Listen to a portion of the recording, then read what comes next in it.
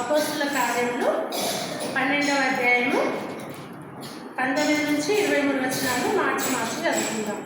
హేరోదు అతని కోసరము వెతికినప్పుడు అతడు కనబడినందున కావలి వారిని విమర్శించి వారిని చంపని ఆజ్ఞాపించెను. అటు తర్వాత హేరోదు యూదయ నుండి కైసరయకు వెళ్ళి అక్కడ నివసించెను.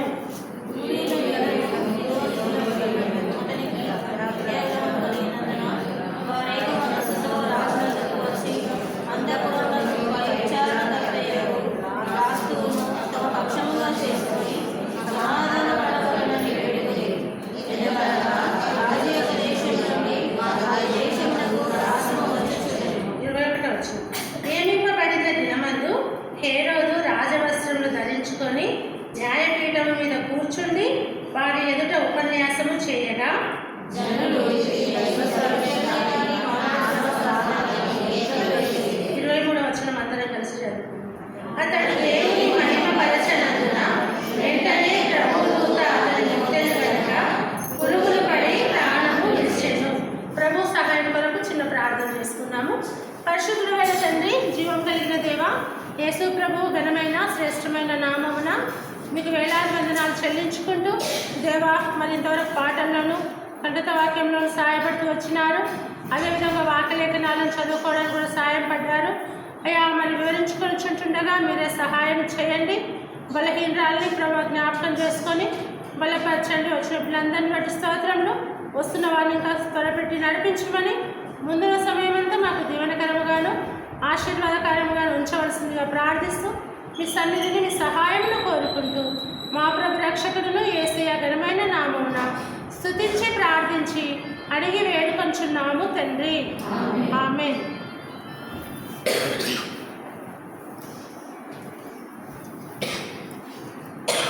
గత వారాలుగా మనము ఈ అపోస్తుల కార్యంలో 12వ అధ్యాయం నుండి కొన్ని విషయాలను మనము చదువుకుంటూ చూసుకుంటున్నాము. అయితే మొట్టమొదటిగా మనం ఎవరు చెప్పుకున్నాము? మార్కు తల్లి అయిన మరియ గురించి చెప్పుకున్నాము. రెండవదిగా ఎవరినమ్మా? మార్కు గురించి చెప్పుకున్నాం. మూడవదిగా మార్కుకు సమీప బంధువైన బర్నబా గురించి చెప్పుకున్నాం. తర్వాత నాలుగవదిగా రోదే అనే చిన్నదాని గురించి చెప్పుకున్నాం. ఈ దినం 5వదిగా మరి ఇదే విషయంలో కిందికి వస్తే మరి హేరోదు గురించి కూడా కొన్ని విషయాలు రాయబడ్డాయి. కాబట్టి ఈ దినం హేరోదు గురించి కూడా మనం చెప్పుకుందాం. ఇదే 12వ అధ్యాయము మొదటి వచనంలోకి వస్తే దాదాపు అదే కాలమందు రాజైన హేరోదు సంఘపు వారిలో కొందరిని బాధ పెట్టుటకు బలత్కారంగా పట్టుకుంది. ఇక్కడ ఉన్న మరి రాజు అయిన హేరోదు. ఈ హేరోదు ఎవరో గురించి కూడా మనం స్టార్టింగ్లో చెప్పుకున్నాం. యేసు ప్రభు శిష్యుడుగా ఉన్న కాలంలో ఉన్న మహా హేరోదు యొక్క మనవడు అన్నమాట. ఆయన పేరు హేరోదు అగ్రిప్ప అని పిలుస్తారు. హేరోదు అగ్రిప్ప ఇతను. ఈ హేరోదులందరూ కూడా మరి ఎంతో క్రూరమైన స్వభావం కలిగిన వారుగా, క్రైస్తవులకు శత్రువులుగా, విరోధులుగా నివసిస్తున్న వారుగా ఉంటున్నారనమాట. శత్రువులుగా క్రైస్తవులను ఇబ్బంది పెట్టేవారుగా ఉంటున్నారు. అలాంటి హేరోదు గురించి మరి చూసుకుంటే ఎంతోమంది క్రైస్తవులను ఇబ్బంది పెట్టిన వాడుగా ఉంటున్నాడు ఈ హేరోదు. అయితే రోమా అధికారంలో ఉన్నప్పుడు ఈ హేరోదులు ఇజ్రాయెల్ దేశాన్ని, చుట్టుపక్కల ప్రాంతాలను, గలిలే ప్రాంతాలను పరిపాలించిన వారుగా ఉంటున్నారనమాట. అయితే క్రైస్తవులను ఇబ్బంది పెట్టడం అనేది ఇక్కడ ఉంది కదా 12వ అధ్యాయంలో. అది యూదులకు ఇష్టమైన కార్యం అని 12:3లో ఉందన్నమాట. అయితే యూదులకు ఇష్టమైన కార్యం అని తెలుసుకొని ఈ హేరోదు ఏం చేస్తున్నాడు? క్రైస్తవులను, ఆది సంఘంలో ఉన్న దేవుని బిడ్డలను ఇబ్బంది పెట్టేవారుగా ఉంటున్నాడు అనమాట. యాకోబునైతే ఖడ్గం చేత చంపిస్తూ వచ్చినాడు. పేతురునేమో చెరసాలలో వేయించినాడు. అయితే ఈ హేరోదు ముఖ్యంగా ఏం చేస్తున్నాడంటే తన యొక్క అధికారాన్ని నిలబెట్టుకోవడానికి మనుషులను, యూదులను సంతోషపెట్టేవాడుగా ఉంటున్నాడు అన్నమాట. అయితే దేవుని వాక్యంలో ఉంది మరి మనుషులను సంతోషపెట్టే వారంగా ఉండకూడదు, కానీ దేవుని సంతోషపెట్టే వారంగా ఉండాలని దేవుని వాక్యము సెలవిస్తుంది కదా. మరి యేసుప్రభు అంటాడు, పౌలు అంటాడు గలతీ పత్రికలో 1వ అధ్యాయం 10వ వచనంలో, అపోస్తులైన పౌలు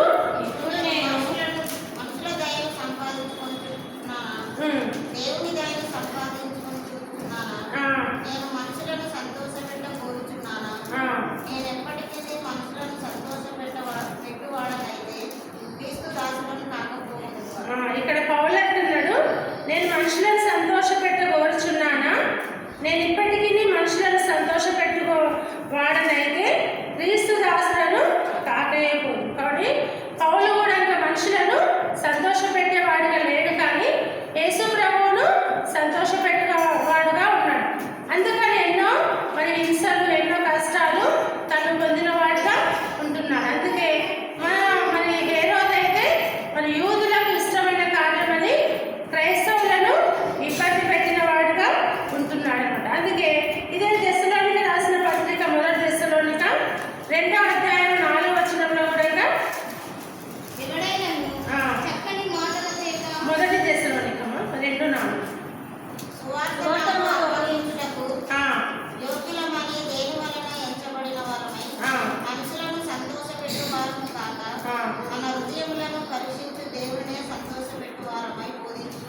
ఇక్కడ కూడా పౌలు దెస్సలోనికీయులకు రాసి ఏమంటున్నాడంటే, సువార్తను మాకు అప్పగించుటకు యోగ్యులమని దేవుని వలన ఎంచబడిన వారమై మనుషులను సంతోషపెట్టు వారము కాక మన హృదయములను పరీక్షించు దేవునినే సంతోషపెట్టు వారమై బోధించుచున్నాం. కాబట్టి దేవుడు ఏం చేస్తాడు, ప్రతి ఒక్క హృదయాలను పరీక్షించేవాడుగా ఉంటున్నాడు అన్నమాట, పరీక్షించేవాడుగా ఉంటున్నాడు. అయితే అలాంటి హృదయాలను పరీక్షించే దేవుణ్ణి సంతోషపెట్టే వారంగా ఉండాలని ఇక్కడ బోధిస్తున్నాడు. కాబట్టి దేవుని బిడ్డలు మరి దేవుణ్ణి సంతోషపెట్టే వారుగా ఉండాలని దేవుడు ఆశపడుతూ ఉన్నాడు. అయితే హేరోదు మాత్రము యూదులను సంతోషపెట్టాలని మరి క్రైస్తవులను ఇబ్బంది పెట్టేవాడుగా ఉంటున్నాడు. కాబట్టి మనం ఏదేమైనప్పటికీ దేవుని యొక్క హృదయాన్ని ఎదిగిన వారమై దేవుణ్ణి సంతోషపెట్టే వారముగా ఉండాలన్నమాట. అందుకే ఒక సందర్భంలో చూస్తే ఇదే అపోస్తల కార్యములు 24వ అధ్యాయంలో ఉండగా మరి అక్కడ అధికారులు ఉంటారన్నమాట. 24వ అధ్యాయం 27వ వచనంలో 2 సంవత్సరములైన తర్వాత ఫెలిక్సుకు వచ్చెను. అప్పుడు ఫెలిక్స్ యూదుల చేత మంచివాడు అనిపించుకున్న వాళ్ళని కోరి పౌలును బంధకములలోనే విడిచిపెట్టి పోయాను. ఇక్కడ ఫెలిక్స్ ఉన్నాడు. ఇతను కూడా ఏం చేసినాడంటే 2 సంవత్సరముల తర్వాత ఫెలిక్స్కు ప్రతిగా కోరికి అయిన ఫేస్తు వచ్చినాడు. అయితే ఫేస్తు వచ్చినప్పుడు ఫెలిక్స్ మరి వెళ్ళిపోయే సందర్భంలో మరి ఫెలిక్స్ తెలుసు మరి అపోస్తలుడైన పౌలు సువార్త కొరకు తప్ప ఏ విషయాలలో అయినా బంధకాలలో వేయబడలేదని తెలుసు. కానీ ఈ ఫెలిక్స్ ఏం చేసిందంటే యూదుల చేత మంచివాడు అనిపించుకోవాలని కోరి పౌలును బంధకాలలో విడిచిపెట్టి, అతను వెళ్ళేటప్పుడు ఏం చేయాలి, పౌలును మరి విడిపించి వెళ్ళాలి, ఎందుకంటే అతని గురించి తెలుసు. ఇప్పుడు వచ్చే ఫేస్కు అతని గురించి తెలియదు కదా. అయితే యూదుల చేత మంచివాడు అనిపించుకోవాలని మరి బంధకాలలోనే విడిచిపెట్టి పోయినాడు. అంతేకాకుండా ఈ ఫేస్తు కూడా యూదుల చేత మంచివాడు అనిపించుకోవాలని ఇదే 25వ అధ్యాయం 9వ వచనానికి వస్తే, అయితే ఫేస్తు యూదుల చేత మంచివాడు అనిపించుకునవలెనని యెరూషలేమునకు వచ్చి ఇక్కడ నా ఎదుట ఈ సంగతులను గూర్చి విమర్శింపబడుట నీకు ఇష్టమా అని పౌలును అడిగాను. అందుకు పౌలు, కైసరు న్యాయపీఠం ఎదుట నిలబడి ఉన్నను, నేను విమర్శింపబడవలసిన స్థలం ఇదే. యూదులకు నేను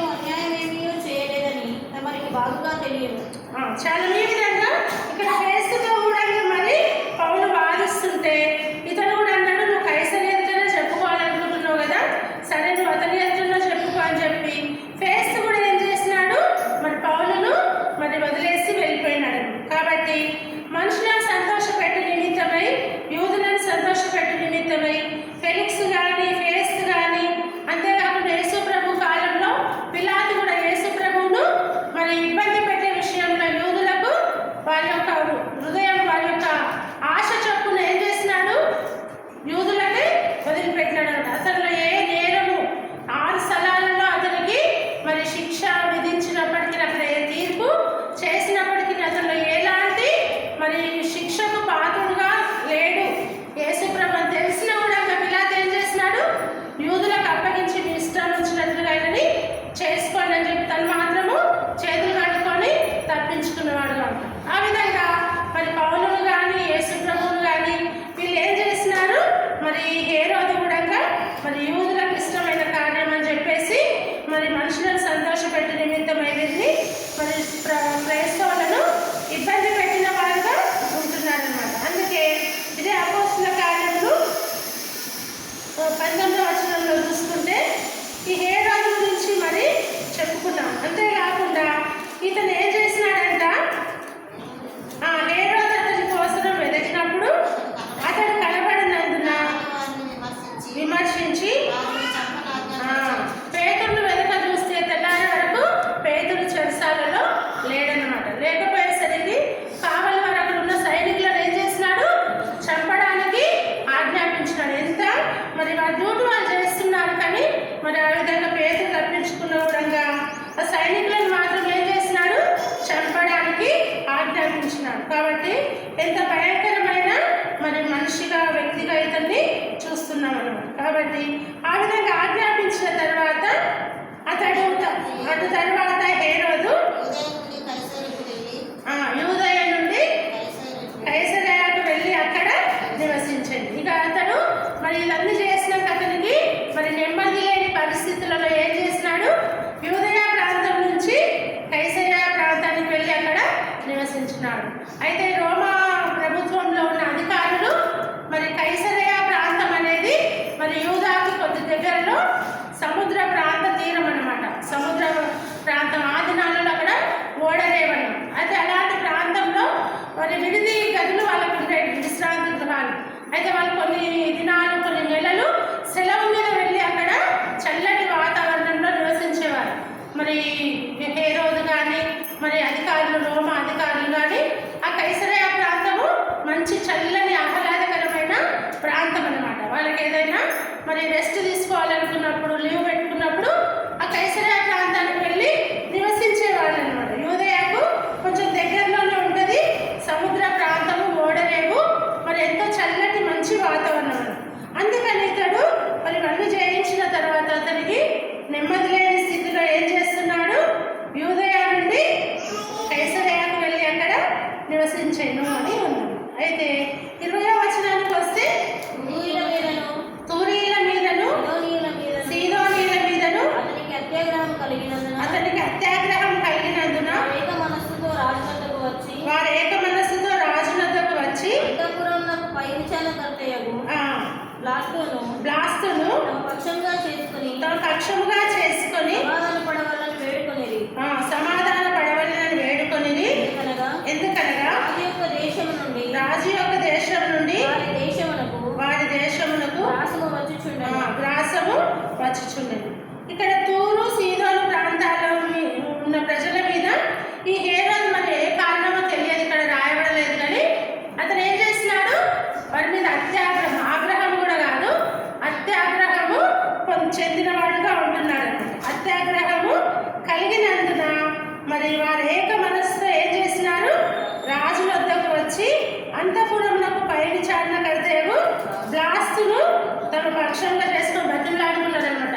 అయ్యా, మాకు హేరోదు రాజు మా మీద ఆగ్రహం చెందినవాడుగా ఉంటున్నాడు, మమ్మల్ని సమాధానపరచమని ఈ బ్లాస్తు దగ్గరకు వచ్చి ఈ తూరు సీదోను ప్రాంతాల వారు వేడుకున్నారన్నమాట. వేడుకున్నప్పుడు ఈ బ్లాస్తు అనే రాజు ఏం చేస్తున్నాడు? ఒక అధికారి ఈయన కూడా మరి వారిని సమాధానపరచుటకు ఒక దినమున మరి ఈ హేరోదుతో మాట్లాడినట్లుగా ఉన్నది.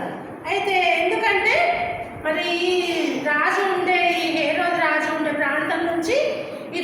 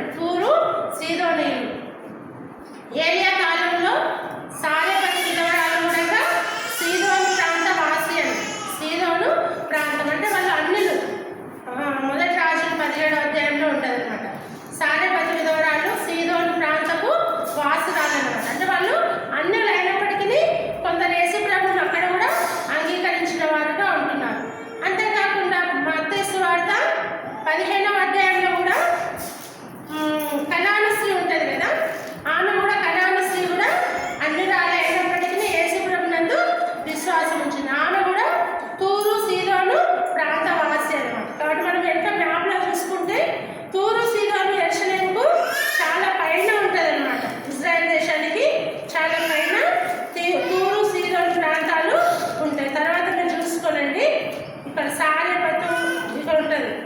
అయితే ఇశ్రాయేల్ రాజు వాళ్ళ దగ్గర ఇక్కడ తూరు, సారెపతు, సీదోను 3 వరుసగా ఉన్నాయి.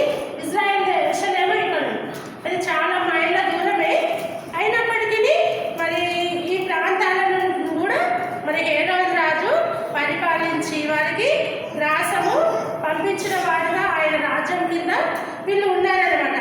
అలాంటి ప్రాంతంలో అలాంటి ఉన్నప్పుడు మరి వాళ్ళు సమాధాన పడవలసిందే. అందుకే ఈ తూరు సీదోను వాళ్ళు సమాధాన పడడానికి ఈ బ్లాస్తును ఎన్నుకున్నారు. ఎన్నుకొని అతన్ని బతిమలాడుకుంటే ఆ బ్లాస్తు మరి హేరోదుతో మాట్లాడి ఒక ప్రత్యేకమైన దినాన్ని ఏర్పాటు చేశారు. అంటే అపాయింట్మెంట్ ఇస్తారు కదా, సరే వాళ్ళను ఏంటో వాళ్ళ బాధ ఏదో చెప్పుకోవడానికి పలానా దినంలో రమ్మను అని చెప్పినట్లుగా ఇస్తే ఈ హేరోదు ఏం చేసినాడు, 21వ వచనంకి వస్తే నియమింపబడిన దినమందు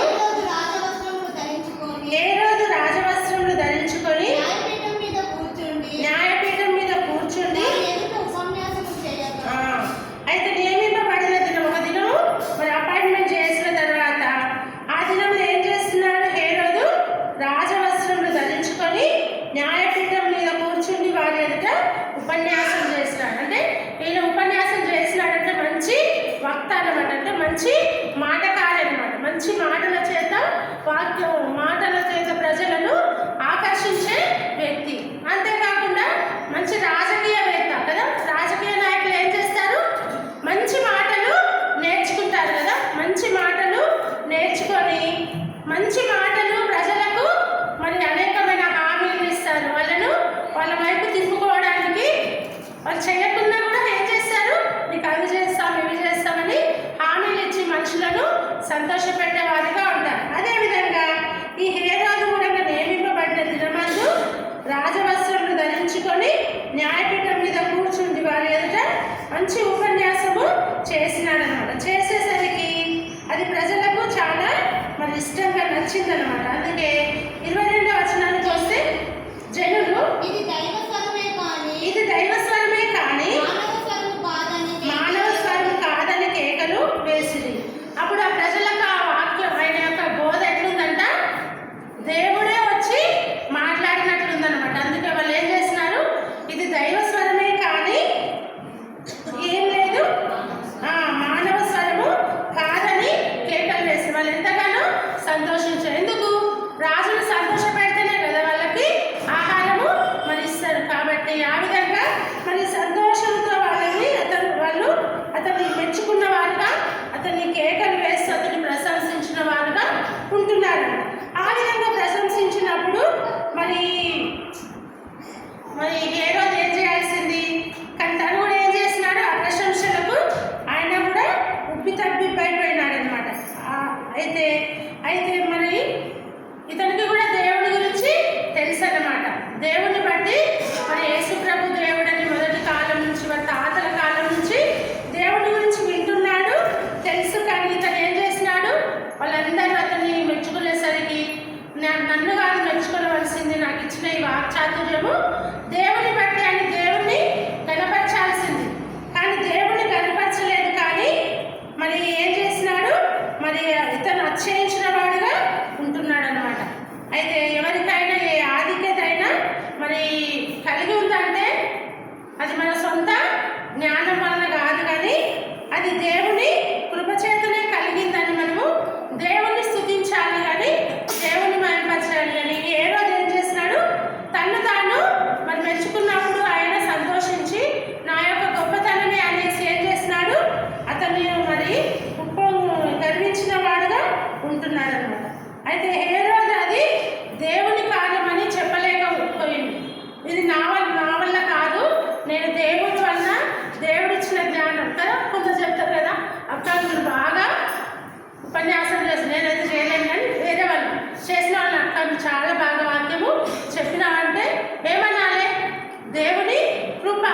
అక్క నువ్వు చాలా మంచి పాటలు పడతావంటే అది దేవుడు ఇచ్చిన వరం అని చెప్పాలి. కానీ అవును నేనంటే ఏమనుకున్నావు అంటే అది మనల్ని మనము గర్వించి అతిశయించినట్లు అనమాట. ఆ విధంగా హేరోదు కూడా ఈ ప్రజలు మెచ్చుకున్నప్పుడు దేవుణ్ణి మహిమపరచలేకపోయింది అనమాట. దేవుణ్ణి మరి దేన్ని బట్టి కూడా గర్వించకూడదు, అతిశయించకూడదని 1 కొరింథీ 1వ అధ్యాయంలోనూ ఉంది కదా. దేన్ని బట్టి కూడా మనము గర్వించకూడదు, కానీ మనం ప్రభువుని బట్టి మనము గర్వించాలి. అతిశయించేవాడు 31వ వచనం, అతిశయించేవాడు ప్రభువునందే అతిశయింపవలెను మనం రాయబడినది నెరవేరునట్లు దేవుని మూలముగా ఆయన మనకు జ్ఞానమును నీతియు పరిశుద్ధతయు విమోచనమును ఆయన. కాబట్టి అతిశయించేవాడు ఎవరమైనప్పటికీ ప్రభువునందే అతిశయించాలి. ఎందుకంటే దేవుడు మనల్ని రక్షించి ఆయన బిడ్డలుగా మనల్ని అంగీకరించినాడు. కాబట్టి మనము ప్రభువుని బట్టి మనము అతిశయించి ఇలాంటి రక్షణ ఇచ్చినాడు, ఇలాంటి మరి ఎందరితో లేని ధన్యత మనకిచ్చినాడని మనం దేవుని బట్టి మనము అతిశయించే వారంగా ఉండాలి. అందుకే ఇర్మియా గ్రంథంలో కూడా చాలా చక్కటి మాట ఉంది చూడండి. 9వ అధ్యాయము 23-24 వచనం. యెహోవా ఇలాగ సెలవిచ్చుచున్నాడు, జ్ఞాని తన జ్ఞానమును బట్టి శూరుడు తన శౌర్యమును బట్టి అతిశయింపకూడదు, ఐశ్వర్యవంతుడు అతిశయింపకూడదు. అతిశయించువాడు దేనిని బట్టి అతిశయింపవలెననగా భూమి మీద కృప చూపుచు నీతి న్యాయములు జరిగించుచున్న యెహోవాను నేనే అని గ్రహించి నన్ను పరిశీలనగా తెలుసుకుంటాను బట్టి అతిశయింపవలెను. అట్టి వాటిలో నేను ఆనందించేవాడనని యెహోవా సెలవిచ్చుచున్నాడు. చాలా చక్కటి మాటలు అన్నమాట. జ్ఞాని తన జ్ఞానాన్ని బట్టి, శూరుడు తన శౌర్యాన్ని బట్టి, ఐశ్వర్యవంతుడు తన ఐశ్వర్యాన్ని బట్టి అతిశయింపకూడదు. కానీ అతిశయించేవాడు ఎవరి దేన్ని బట్టి అతిశయించాలంటే భూమి మీద కృప చూపుచు నీతి న్యాయములు జరిగించుచున్న యెహోవాను నేనే అని గ్రహించి నన్ను పరిశీలనగా తెలుసుకోవడం బట్టి అతిశయింపవలన దేవుడు చెప్తున్నాడు అన్నమాట. కాబట్టి అలాంటి అతిశయము మరి ఉండాలి, కానీ ఇంకా మన సొంత ఒక జ్ఞానాన్ని బట్టి దేన్ని బట్టి కూడా మనము అతిశయించకూడదు అనమాట. అయితే ఈ హేరోదు మాత్రం దేవుణ్ణి మహిమపరచినందున అని రాయబడింది 23వ వచనంలో. అతడు దేవుని మహిమపరచినందున వెంటనే ప్రభువు దూత అతని మొత్తెను కనుక పురుగులు పడి ప్రాణము విడిచిన వాడుగా ఉంటున్నాడు. కాబట్టి ఇక్కడ దేవుని మహిమపరచని ఏ రోజును మరి ప్రభువు దూత ఏం చేసిందంట, వెంటనే మొత్తిందనమాట. వెంటనే మొత్తి ఉంది కనుక అతను పురుగులు పడి ప్రాణము విడిచిన వాడుగా ఉంటున్నాడు. కాబట్టి ఈ ఘనత అనేది మనకు దేవుని కంటే ఎక్కువగా దేని ఎవరు కూడా హెచ్చించుకోకూడదు కదా. దేవుని కంటే ఎక్కువగా ఉండాలని సాతాను ఏం చేసినాడు, హెచ్చించుకున్నాడు కదా. నేను సభా పర్వతంలో ఎక్కేదను, నా యొక్క స్థానాన్ని అక్కడ హెచ్చించుకోలేదు. కానీ యెషయా గ్రంథంలో అతను హెచ్చిస్తూ వచ్చినాడు. హెచ్చించుకుంటే ఏం చేసినాడు దేవుడు, పాతాళంలోని ఒక బిలంలోనికి త్రోసి పడవేసినాడు. కాబట్టి సాతాను మరి దేవునితో మంచిగా సంబంధం కలిగి తన దూతలలో ఒక దూతగా దేవునితో మంచి సాహసం కలిగిన వాడుగా మంచిగా అతన్ని ఆదరించినప్పుడు అతడు గర్వించి మరి పాతాళంలోనికి పడిపోయిన వాడుగా. కాబట్టి గర్వం అనేది మరి నాశనానికి నడిపించేదిగా ఉంటుందని వాక్యంలో సెలవిస్తుంది. కాబట్టి గర్వించడం అనేది అది చాలా చెడ్డ లక్షణం అన్నమాట. ఇతను దేవుని మహిమపరచినందున ఇతన్ని దేవుని దూత మరి ముద్దిందిగా ఉంటుంది. కాబట్టి అందుకే 115వ కీర్తనలో కీర్తనకారుడు అంటాడు కదా, మాకు కాదు యెహోవా నీ కృపా సత్యములను బట్టి నీ నామమునకే మహిమ కలుగును గాక. నీ కృపా సత్యములను బట్టి నీ నామమునకు మహిమ కలుగు. ఈ మాట మనము చెప్పాలన్నమాట. ఏ విషయంలో కూడా మాకు కాదు యెహోవా, మాకు కాదు. ఏదైనా మనకు కలిగిందంటే దేవుని యొక్క కృపను బట్టి, ఆయన యొక్క సత్యమును బట్టే ఆయన నామానికి మహిమ కలుగును గాక అని మనం దేవుణ్ణి స్తుతించే వారముగా ఉండాలన్నమాట. అందుకే మనము దేవుణ్ణి స్తుతించి దేవుణ్ణి మహిమపరచాలి. ఎందుకంటే దేవుని స్తుతించాలి, దేవుని ఎందుకు స్తుతించాలంటే మొదటి కొరింథీ 6:19-20 ఈ దేహము దేవుని వలన మీకు అనుగ్రహింపబడి మీలోనున్న పరిశుద్ధాత్మకు ఆలయమై ఉన్నదని మీరు ఎరగరా? మీరు మీ సొత్తు కాదు, విలువ పెట్టి కొనబడిన వారు కనుక మీ దేహముతో దేవుని మహిమపరచు. దేవుడు ఇచ్చిన ఈ దేహం కాబట్టి ఈ దేహంతో మనం ఏం చేయాలి? దేవుణ్ణి మహిమపరచాలన్నమాట. కాబట్టి దేవుడిచ్చిన ఈ శరీరాన్ని బట్టి దేవుణ్ణి మహిమపరిచేవారంగా ఉండాలి. అంతేకాకుండా ప్రభు అంటాడు యెషయా గ్రంథంలో, నా మహిమను నేను ఎవరికి ఇచ్చువాడను కాను అంటాడు. కాబట్టి నాకు చెందవలసిన మహిమను నేను ఎవరికి ఇచ్చువాడను కాను అని చెప్తాడు. అందుకని మరి ఏమనుందంటే మొదటి కొరింథీయులకు రాసిన పత్రిక 10:18 ఒక మాట ఉంటుంది. అతిశయించువాడు 17-18 2 కొరింథీ 10:17 అతిశయించువాడు ప్రభువునందే అతిశయింపవలెను.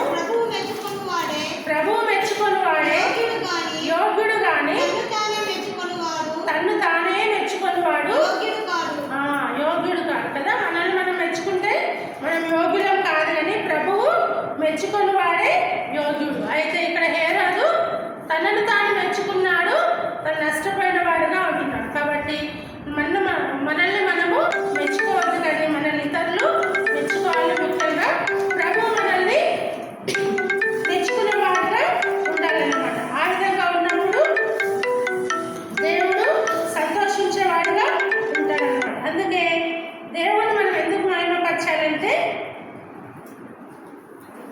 యెషయా గ్రంథం 43:7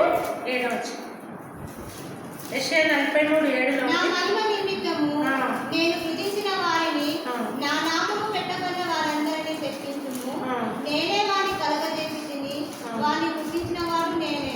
అది 43:7 ఏమన్నంటే నేనే వారిని పుట్టించి తిని అంటాడు. కాబట్టి మనల్ని పుట్టించిన దేవుణ్ణి మనము మహిమపరిచే వారంగా ఉండాలన్నమాట. నిన్ను నన్ను ఈ లోకంలో ప్రపంచంలో ఉన్న ప్రతి జీవిని దేవుడే పుట్టించినాడు. కాబట్టి దేవుడు మనల్ని పుట్టించినందుకు మనం దేవుణ్ణి మహిమపరచాలి. రెండవదిగా మనం ఇందాక చదువుకున్నాం మొదటి కొరింథీ 6:19 మీ దేహము దేవుని వల్ల మీకు అనుగ్రహింపబడి పరిశుద్ధాత్మకు ఆలయమైనది. కాబట్టి అలాంటి మనకు దేహాన్ని దేవుడు అనుగ్రహించినందుకు మనం దేవుణ్ణి మహిమపరిచే వారముగా ఉండాలి. మూడవదిగా ఆయన అమూల్యమైన రక్తాన్ని ఇచ్చి ఇక్కడ 20 విలువ పెట్టి కొనబడిన వారం కనుక మీ దేహంతో దేవుణ్ణి మహిమపరచాలి. ఆయన మనల్ని పుట్టించినాడు, ఆయన మన దేహాన్ని అనుగ్రహించినాడు. అంతేకాకుండా ఆయన విలువైన రక్తాన్ని ఇచ్చి మనల్ని కొనుక్కున్నాడు. కాబట్టి విలువైన అమూల్యమైన రక్తాన్ని ఇచ్చి ఆయన మనల్ని కొన్నాడు. కాబట్టి అలాంటి విలువైన అమూల్యమైన రక్తం ద్వారా మనం కొనబడ్డామంటే ఆయన సొత్తే, మనం ఇంకా వేరే వారి సొత్తు కాదనమాట. అందుకు మనం దేవుణ్ణి మహిమపరిచే వారంగా ఉండాలన్నమాట. ఆ విధంగా మనం దేవుణ్ణి మహిమపరిస్తే దేవుడు మనల్ని బట్టి సంతోషించేవాడుగా ఉంటాడు. ఎందుకు మహిమపరచాలంటే దేవుడు మనల్ని పుట్టించినందుకు మహిమపరచాలి, మనకి దేహాన్ని ప్రసాదించినందుకు మహిమపరచాలి. ఈ దేహాన్ని పాపంలో శాపంలో నష్టంలో ఉండి చనిపోతే నాశనానికి నరకానికి వెళ్ళవలసినది. కాబట్టి అలాంటి స్థితిలో ఉన్న మనల్ని దేవుడు ఆయన అమూల్యమైన విలువైన రక్తాన్ని ఇచ్చి మనల్ని కొన్నాడు. కాబట్టి అందుకు దేవుణ్ణి మహిమపరిచే వారంగా ఉండాలని. ఈ విధంగా హేరోదు చేయలేదు. కాబట్టి హేరోదు ఏం చేసినారు? ప్రభు దూత వచ్చి మొత్తుట వలన అతడు చనిపోయిన వాడుగా ఉంటున్నాడు. కాబట్టి ఆ విధంగా మనం కూడా హేరోదు వల్ల ఒక పాఠం నేర్చుకోవడం ఏంటంటే, మరి మనము ఏ విషయంలో అయినా మన దేవుని మహిమపరిచే వారంగా ఉండాలి, కానీ మనల్ని మనము మెచ్చుకునే వారంగా, మనల్ని మనము హెచ్చించుకునే వారంగా ఉండకూడదని దేవుడు హేరోదు ద్వారా మనకు నేర్పిస్తూ వస్తున్నాడు. కాబట్టి మనం కూడా మరి యేసుప్రభు వలె తగ్గించుకునే వారంగా ఉండాలి కదా. యేసుప్రభు ఎవరు? ఆయన సృష్టికర్త అయిన దేవుడు అయినప్పటికీ, సృష్టిని సమస్తాన్ని నోటి మాట ద్వారా కలగజేసిన అయినప్పటికీ ఆయన ఏమన్నాడు?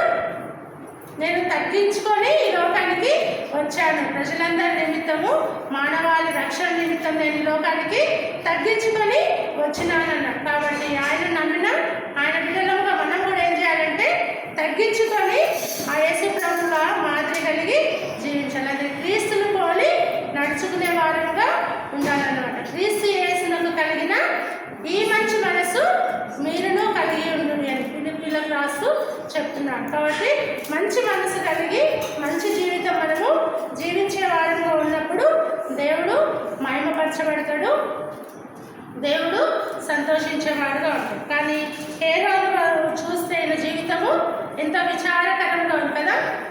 అతను ఎంత గర్వించినాడు, ఎంత అతిశయించినాడు. ఈ తూరు సీదోనీల మీద ఆగ్రహం చెందినవాడు, సంఘాన్ని హింసించినవాడు, మరి యాకోబును చంపించినవాడు. పేతురు మరి చెరసాలలో లేడంటే అక్కడ ఉన్న 16 మంది చతుష్టమైన సైనికులను కూడా చంపని ఆజ్ఞాపించినాడు. ఎంత క్రూరమైన స్వభావం, కనికరం లేని వాడుగా ఉన్నాడు. అందుకే దేవుడి తన్ని మొత్తిన వాడుగా ఉంటున్నారు. కాబట్టి మనం కూడా ఈ హేరోదు వలె చెడ్డ లక్షణాలు కలిగి ఉండదు, కానీ ప్రభు వాక్యానుసారంగా ప్రభు యొక్క మంచి గుణ లక్షణాలను కలిగి ఉండాలని ఈ హేరోదు ద్వారా మనము నేర్చుకున్న విషయం. కాబట్టి దేవుడి మాటలను దీవించి ఆశీర్వదించునుగాక.